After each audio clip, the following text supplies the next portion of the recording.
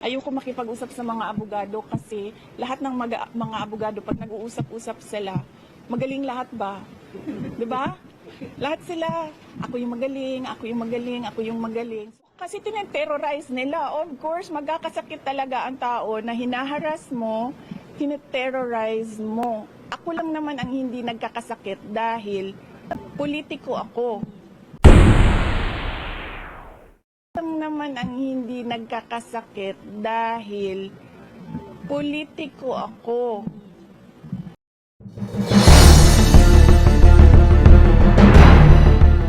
Magandang araw mga kabida. Welcome back sa ating channel.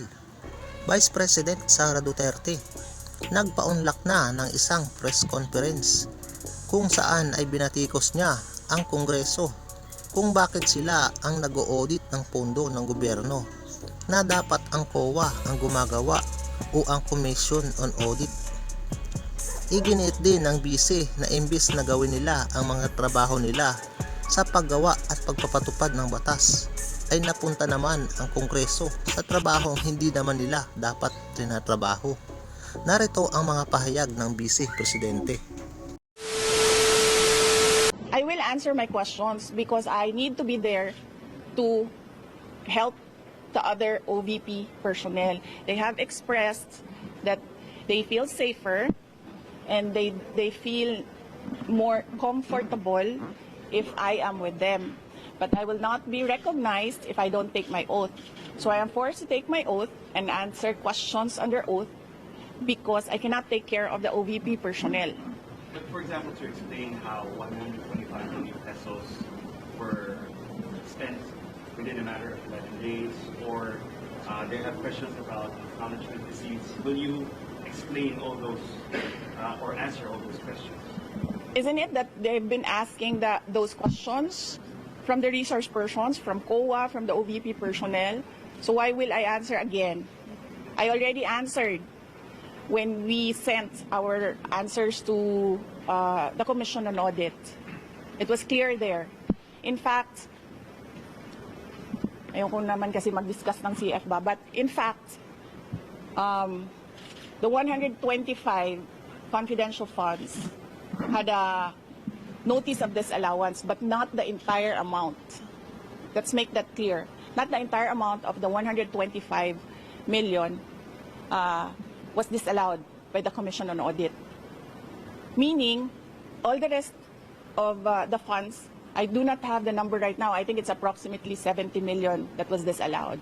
But that is subject to appeal because gusto ko ba sabihin ito sa inyo? Dahil during the discussion, I was telling the lawyer to submit a document. But the lawyer said, no, you know, when lawyers are discussing and they have their own positions, it's really a difficult meeting to do. I said to submit, and then the other lawyer said, do not submit.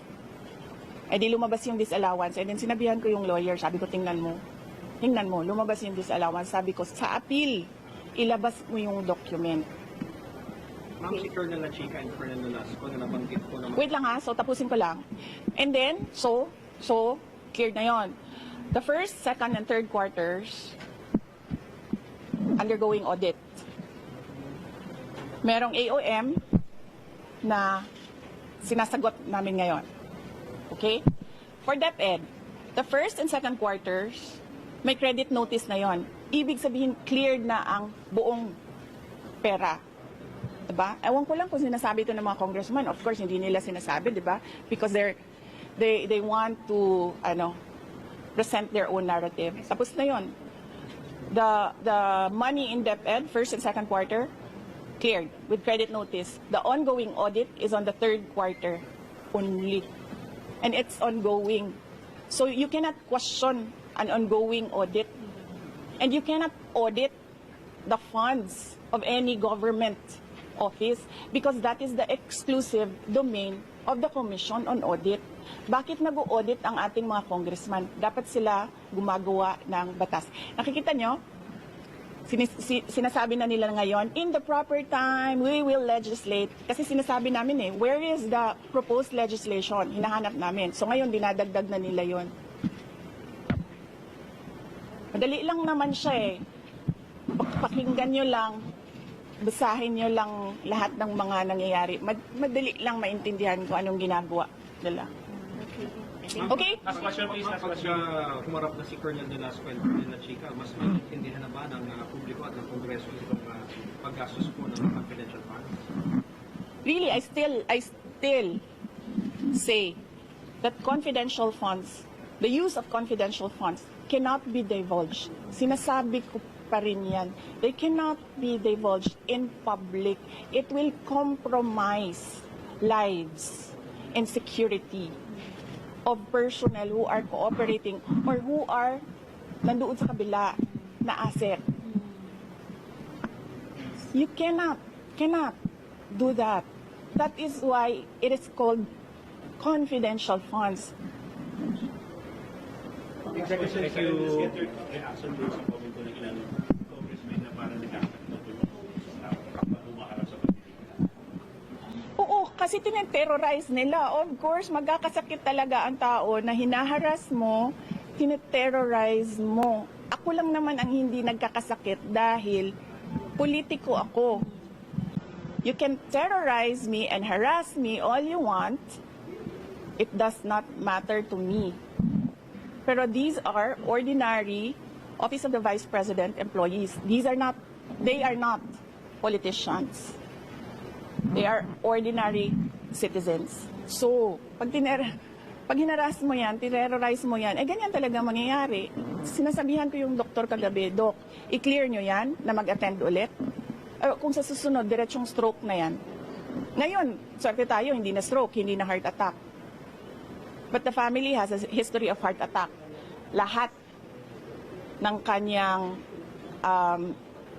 ang parents and some, I think some relatives, heart attack lahat ang ikinamatay. So ano ba, papaupuin pa ba natin doon? Tapos antayin natin, ay na heart attack. Kay Ma'am Gina ito. Yes, diba? So, yes. So, yes, Mr. Billionario, pahingi ng pera. Nasa critics din and others, they're saying Yes. of course you've already said that you're here almost 24/7 because you're concerned about your staff. Yes. Some of your critics say you're here 24/7 because you're afraid that they might say something, might divulge something that might incriminate you. They are attending Yusek Lopez attended the hearing. They can ask her questions there. I was not there when Yusek Lopez attended the hearing, so I was not there to influence her and tell her what to answer. If you saw me yesterday, I was not looking at Gina Acosta. I was studying. I was reading laws. I was studying the rules of the... Para na akong congressman ngayon, tanong niyo ako kung anong rules nila. I was studying the rules of the House of Representatives. I was not looking at her.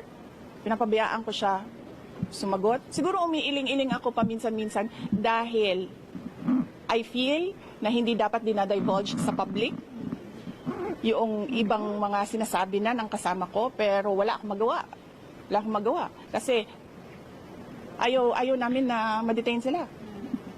So, sumasagot talaga sila. Si Edward Fajarda, not once did I coach him. Pero si Gina, I helped her with the term detail. Kasi she was trying to remember kung anong tawag nung isang tao na galing sa isang opisina, na nililipat sa isang opisina, and that is called detail. So I told her detail, and she said details. From yung money yung CF is from SDO, dumidiretso daw sa mga security officer. Yun talaga mamang nature ba ng confidential funds? Yes, there is an SDO and there is a security officer and there is a head of agency. So, ako yung head of agency, may SDO kami, may security officer kami. Ganon talaga ang structure.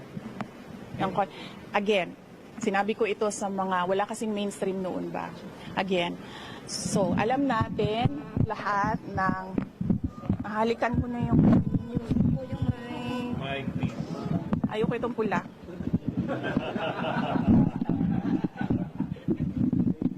Saan galing yan? Ayun.